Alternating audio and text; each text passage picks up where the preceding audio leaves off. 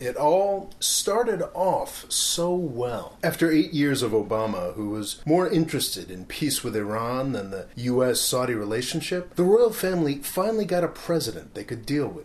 At the very end of his administration, Obama had tried to slow down the Saudi invasion of Yemen. All that was over now. Trump shares the Saudi taste for trashy interior decoration, and he claims to see Iran the same way they do. In May, the weekend Iran re-elected their moderate, peace-seeking president, Trump came to Saudi Arabia to touch the orb and say nasty things about Iran.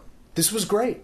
Just in time, the Saudis had a president who was all in with their agenda. They'd be able to take out Iran before the Saudi government went bankrupt. The king's son, who is bad at everything, formed a great relationship with the president's son-in-law, who is bad at everything. They were finally going to figure out peace with Israel and war with Iran. Everything looked awesome. For a little while. Trump and his cronies claimed to want a war with Iran just as badly as the Saudi royal family did. So, the king's son, who was bad at everything, set about giving them reasons to do it. In June, we got the Qatar crisis. Saudi Arabia got a bunch of countries to cut diplomatic ties with Qatar in an attempt to create a crisis with Iran and maybe jack up oil prices. Donald Trump tweeted his support. But the people who worked for Trump didn't back the Saudi play. They called for calm and tried to defuse the situation. Now Qatar is closer to Iran than ever. But never mind. At the beginning of November, Saudi Arabia put their efforts into overdrive.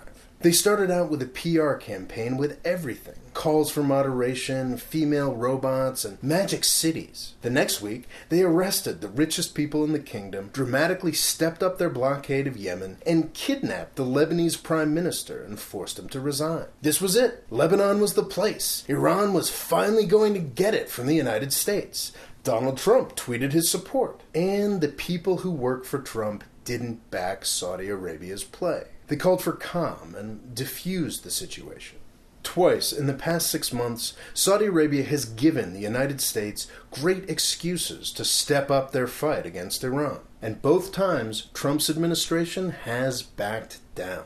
But it wasn't until December 6th that the Saudis learned the truth about Donald Trump. He announced that the U.S. Embassy was moving to Jerusalem. The Israeli-Palestinian peace process was added to the fail list of the sons who are bad at everything. Everybody knows about that. What few are paying attention to is the fact that on December 6th, Trump's White House started calling for the end of the Saudi blockade of Yemen.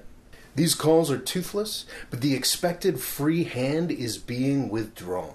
It's almost like Obama is still president. The Saudis should be learning a very basic lesson right now. It's something that we've known in the New York area for decades. And it's something that the United States as a whole has spent the past year or so learning very, very well. You can't rely on Donald Trump for anything. Thanks for watching. Please subscribe. And if you want to help me make more videos like this one, please click on the Patreon link here to find out more about my crowdfunding thing. Thanks.